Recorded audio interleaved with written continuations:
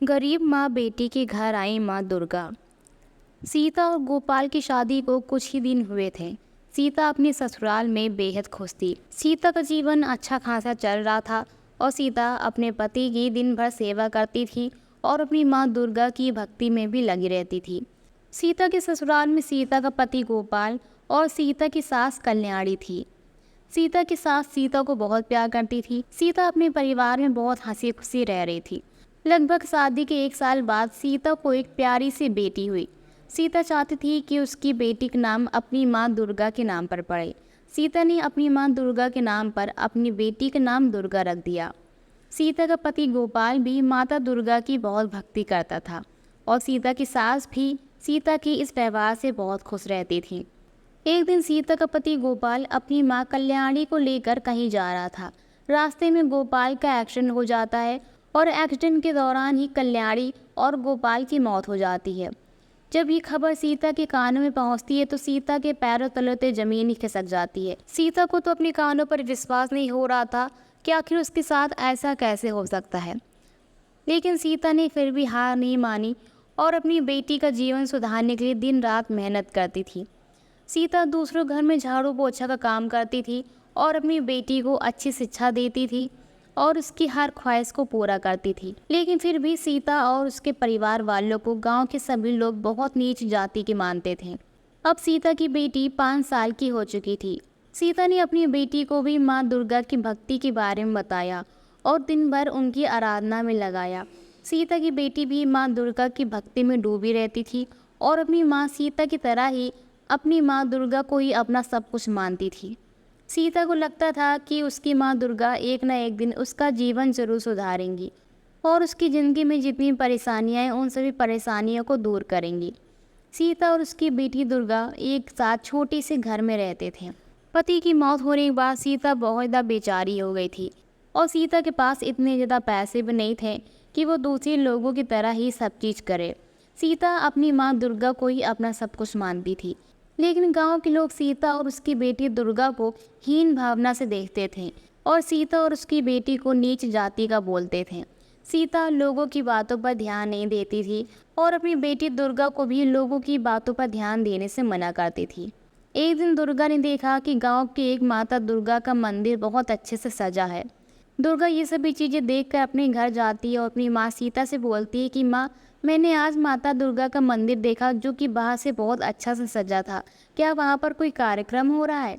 सीता ने दुर्गा को बताया कि बेटा नवरात्रि आ रही है और इसीलिए हमारे गांव का वो मंदिर सजा है। दुर्गा पूछती है कि माँ, ये नवरात्रि क्या होती है? अब सीता दुर्गा को बताती है कि नवरात्रि में माता दुर्गा अपने सभी प्यारे भक्तों के घर आती हैं और उनकी सभी परेशानियों का समाधान करती हैं और उनके ऊपर अपना आशीर्वाद हमेशा बनाए रखती हैं। जो कि माता दुर्गा की भक्ति करता है और पूरे 9 दिन व्रत रहता है, उसके ऊपर माता दुर्गा का आशीर्वाद हमेशा बना रहता है और उसके पास किसी भी चीज़ की कमी नहीं रहती। अपनी माँ की ऐसी बातें सुनकर दुर्गा सीता से बोलती है, तो माँ, मैं भी नवरात्रि का व्रत रखूंगी और मैं भी अपने घर अपनी माता दुर्गा को बुलाऊंगी। अपनी बेटी दुर्गा की ऐसी बातें सुनकर सीता की आंखों में आंसू आ जाते हैं।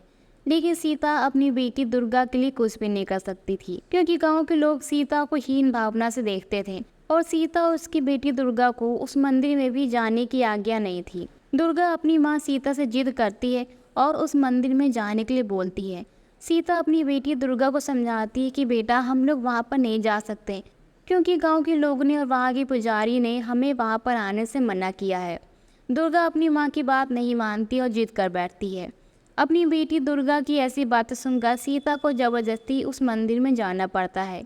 जब गांव के लोग सीता को उस मंदिर की तरफ आता हुआ देखते हैं तो सीता को वहीं रोक देते हैं और सीता को बहुत ज़्यादा फटकार भी लगाते हैं।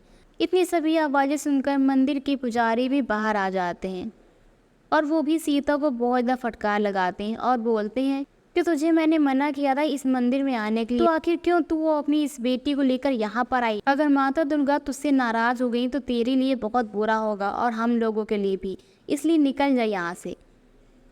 पुजारी की ऐसी बातें सुनकर सीता अपनी बेटी दुर्गा को लेकर चुपचाप अपने घर चली जाती है। लेकिन दुर्गा के मन में ये था कि वो अपनी माँ दुर्गा के लिए व्रत जरूर रखेगी। दुर्गा अपने घर में ही रहकर पूरे 9 दिन अपनी माँ दुर्गा के लिए व्रत रखती है।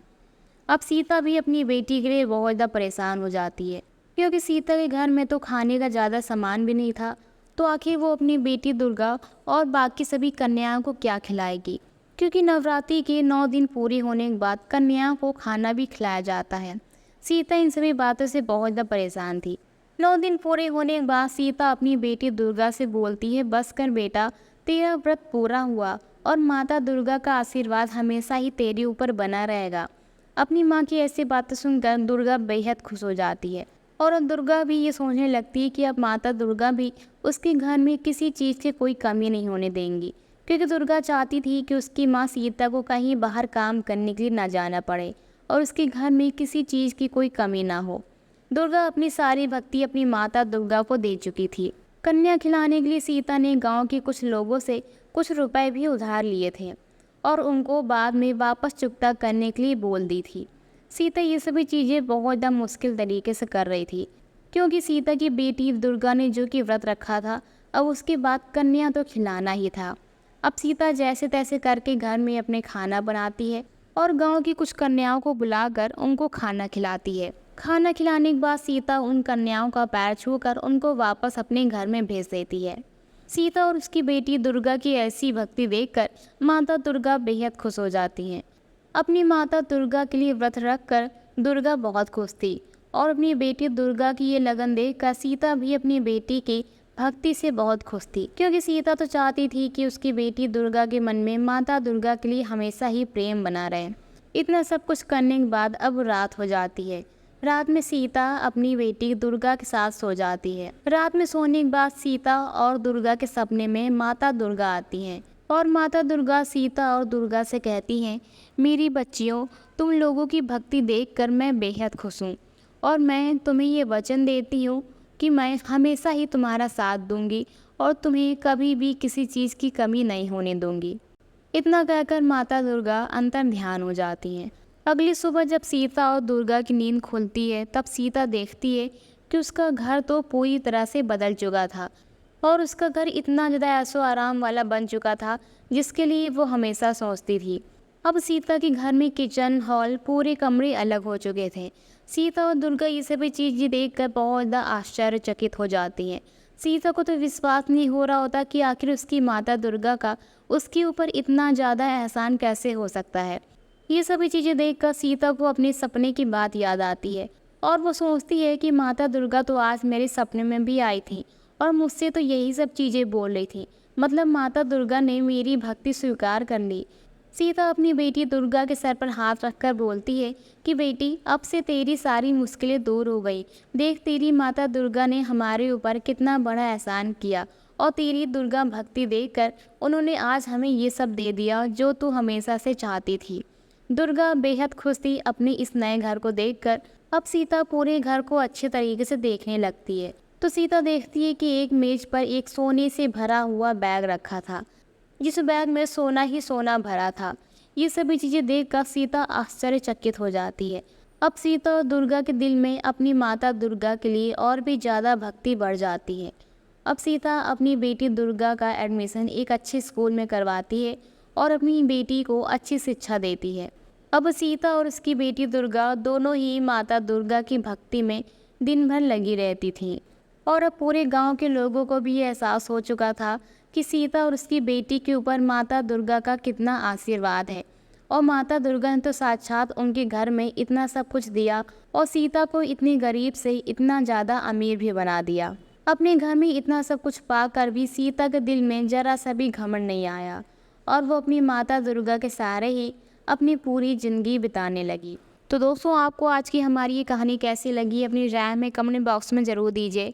साथ ही ऐसी मज़ेदार कहानी को सुनने के लिए हमारे चैनल को सब्सक्राइब करना बिल्कुल ना भूलें। फिर से मिलेंगे अगली एक नई और मज़ेदार कहानी के साथ, तब तक के लिए बाय।